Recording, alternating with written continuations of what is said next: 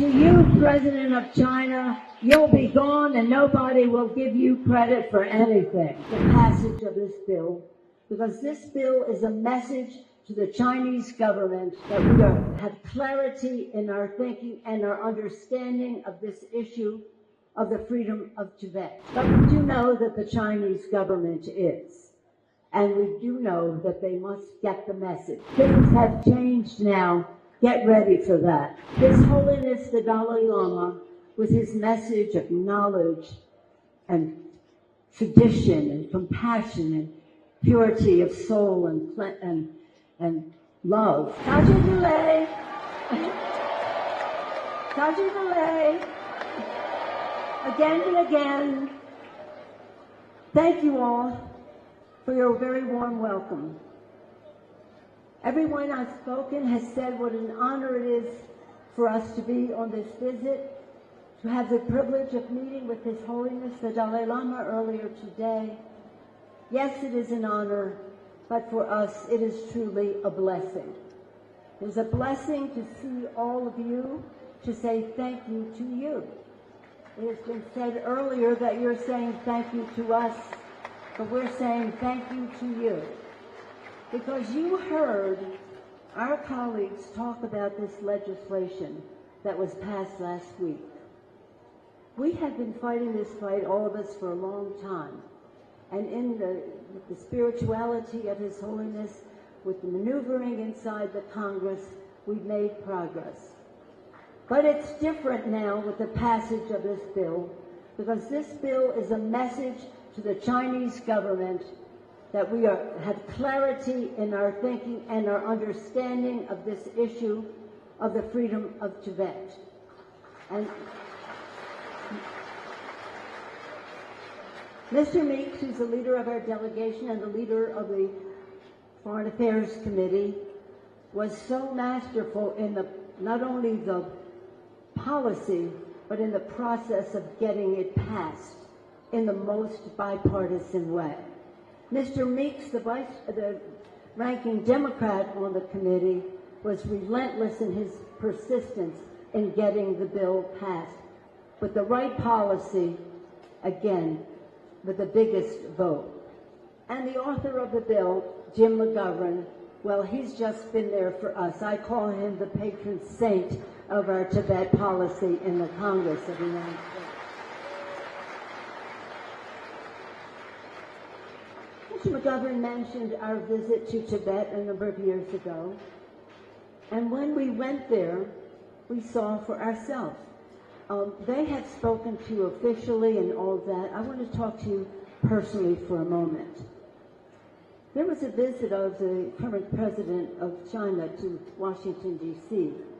And Dianne Feinstein and I said to him, we are objecting to what you are doing to the culture of Tibet. You're trying to erase it. He said, you don't know what you're talking about. You should go there. See for yourself all the improvements that China is making in Tibet. I said, thank you, because I've been trying for 25 years to get a visa to go to Tibet when you would never give me one, and now I assume that is one. So we went, Mr. McGovern, his wife Lisa, and other members, a strong delegation. We went to the palace, the Patal Palace. We saw the room where His Holiness grew up, in his bedroom, and back to see how it is there for him to return to. We mentioned his name all over Lhasa, and I can tell you this, they are trying to erase the culture, reduce the use of the language. Han's coming into the population there. They are trying something that we cannot let them get away with. Now, in the spirit of His Holiness, I'll be gracious to the Chinese people. I don't know that they're up to this, but we do know that the Chinese government is, and we do know that they must get the message. And this legislation sends the message, the House and the Senate, and soon to be signed by Joe Biden, the President of the United States. Everybody has talked about the children, And that's really what our mission is, to see these beautiful children perform the arts of the Tibetan arts is really our purpose, is to make the future better for them. When we see in Tibet that they're trying to again send them to school, educate them in the Chinese way, to reduce their knowledge of the Tibetan language, to have surveillance of everything that they do and that their families do in a way that is not respectful of their dignity and worth. We just can't let that happen. But let me just thank you. Before I came here today, I spoke to Richard Gere on the phone, and he said to send you his respects. He wishes that he could be here. A family matter keeps him.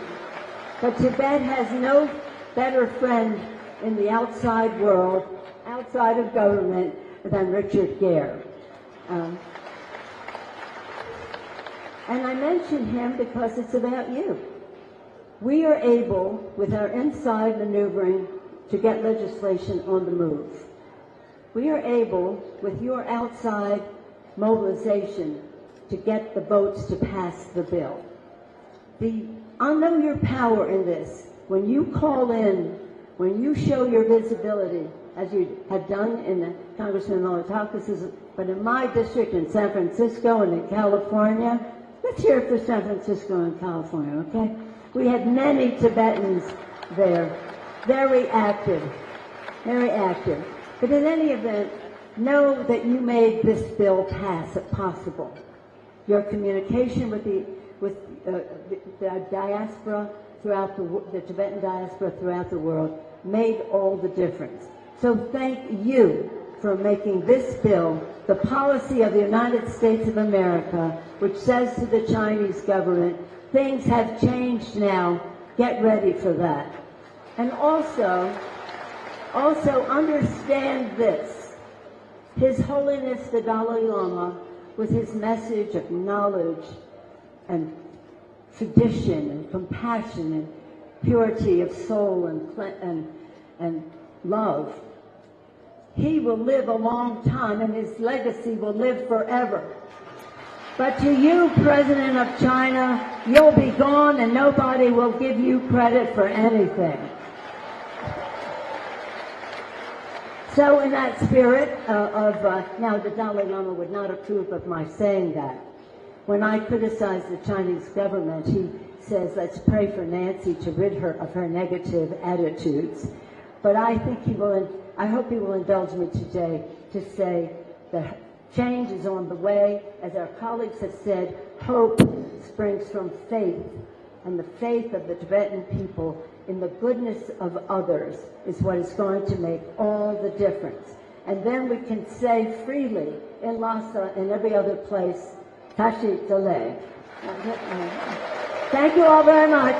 God bless Tibet and God bless America. Thank you.